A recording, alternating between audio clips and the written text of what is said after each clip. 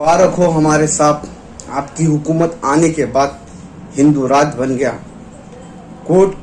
Supreme court के जज साहब जो बयान दे रहे हैं उससे कंफर्म हो चुका है कि हिंदू राज बन चुका है।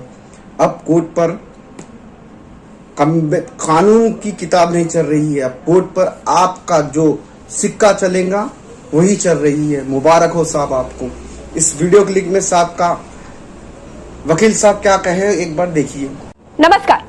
बाबरी के नीचे कोई राम मंदिर नहीं मिला था, इसके बावजूद कोर्ट ने पूरी जमीन हिंदू पक्ष को सौंप दी। ये कहना है हिंदुस्तान के पूर्व चीफ जस्टिस नरिमन का। जब से जस्टिस नरिमन का ये बयान आया है तब से लोगों के कान खड़े हो गए हैं। एक तरफ भाजपा को सपोर्ट करने वाले वकील और भाजपा समर्थक देश में मस्जिदों के नीचे मंदिर खोज रहे हैं। जज लोग फटाफट ऑर्डर जारी कर दे रहे हैं।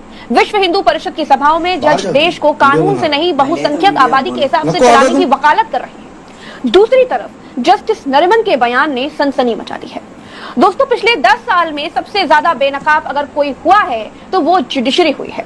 पिछले 10 साल में पहली बार जजों को प्रेस कॉन्फ्रेंस करनी पड़ गई। दोस्तों, न्यायमूर्ति RF नरिमन ने बाबरी मस्जिद पर सुप्रीम कोर्ट के 2019 के ऐतिहासिक फैसले, जिसमें विवादित स्थल पर राम मंदिर निर्माण की अनुमति दी गई थी, उस पर अपनी असहमति जताते हुए कहा कि इस फैसले में धर्मनिरपेक्षता के सिद्धांत के तहत न्याय नहीं किया गया।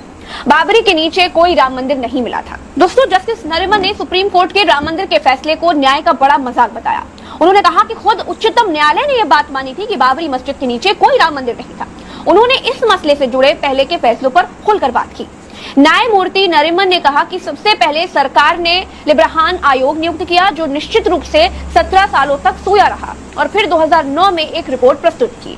दूसरा, इसने अयोध्या अधिग्रहण क्षेत्र अधिनियम और साथ ही उच्चतम न्यायालय को राष्ट्रपति संदर्भ दिया ताकि ये निर्धारित किया जा सके कि मस्जिद के नीचे